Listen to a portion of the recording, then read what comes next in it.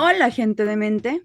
¿Les ha pasado que últimamente les han regresado sus protocolos, especialmente a aquellos que hacen estudios de cohorte o estudios de casos y controles o algunos ensayos clínicos, y que la razón por la que les regresan sus protocolos es que no utilizan una fórmula de tamaño de muestra basada en el total de su población? ¿Les suena esta respuesta?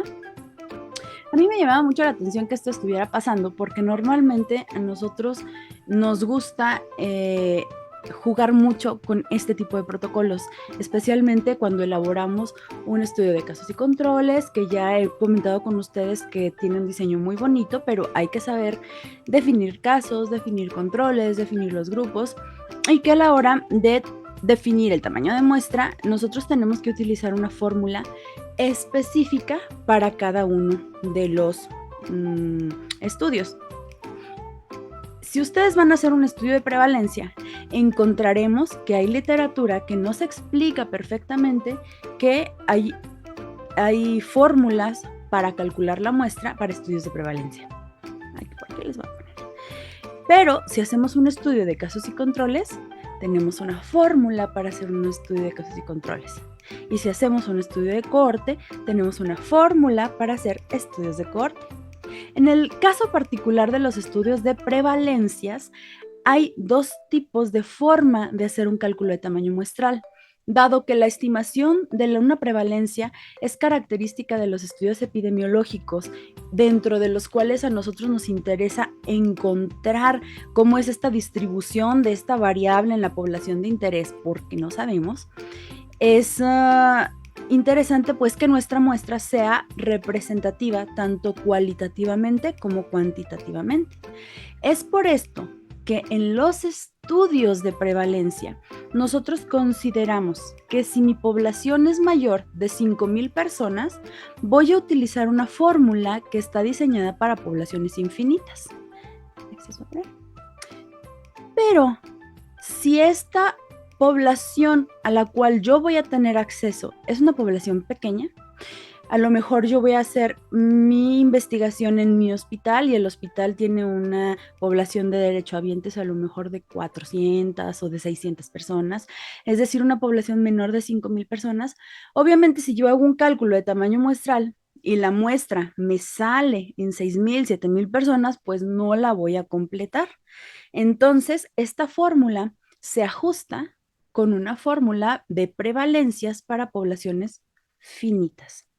Y esto es justo lo que está pasando, que en los lineamientos que utilizan los comités de evaluación, solamente les están poniendo como ejemplos.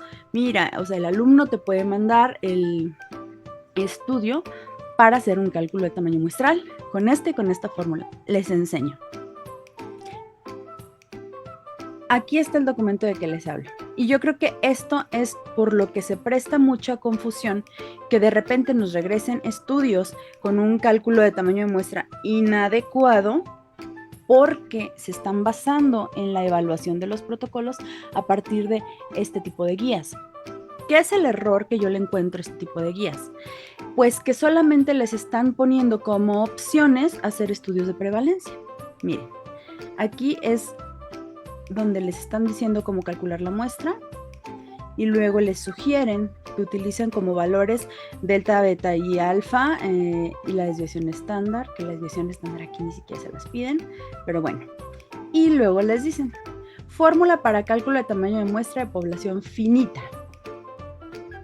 Esta fórmula está considerando que ustedes van a calcular una prevalencia en una población finita, es decir, aquella que tiene menos de 5,000 habitantes o 5,000 individuos en la población a estudiar. Y dentro de los datos que les piden, la P significa o corresponde a la prevalencia del fenómeno de estudio. Si se fijan aquí en la fórmula, y yo lo he comentado varias veces, cuando ustedes van a calcular una muestra para un estudio de casos y controles, la fórmula involucra un OR o una diferencia en las frecuencias, un contraste entre proporciones. Esto es para poblaciones finitas. Y esto es una fórmula para cálculo de muestra de poblaciones infinitas. Igual, O sea, estas fórmulas aplican solamente en caso de que ustedes vayan a hacer un estudio de prevalencia, pero no aplican para un estudio de casos y controles, porque a diferencia de este tipo de estudios de prevalencias, los estudios de casos y controles no son estudios que vayan a tener en cuenta la representatividad poblacional. Más bien vamos a tener que juntar con el tamaño de muestra adecuado las características de caso que a mí me interesan, con un número suficiente de pacientes que me representen el fenómeno de estudio. El fenómeno de estudio, no la población. Entonces, creo que esto es importante señalarlo, dada que es muy frecuente en este momento que estén regresando o que les estén pidiendo que hagan forzosamente el cálculo de sus tamaños de muestra con este tipo de fórmulas. Y esto no lo van a poder realizar si sus estudios son de casos y controles, son estudios de cohorte o son ensayos clínicos, puesto que este tipo de muestras solamente aplica para estudios de prevalencias en poblaciones finitas y en poblaciones infinitas. Espero que les haya quedado claro. Esto no es con la intención de criticar a nadie, más bien de señalar un error que está ocurriendo, y esto es a nivel nacional.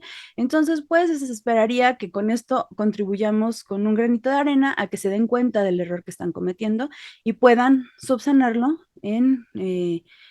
pues en revisiones posteriores, para no estar confundiendo a los mismos alumnos y que ustedes tampoco se estén confundiendo en por qué les regresan sus protocolos, porque su tamaño de muestra no está ajustado para poblaciones finitas. Si te gustó este video, déjame un like que yo lo vea, suscríbete y activa las notificaciones, pásate a dejar amor a nuestra página de Instagram y para cuándo la tesis, y ayúdame a cambiar la forma de hacer investigación aquí, en nuestro pequeño espacio de ciencia.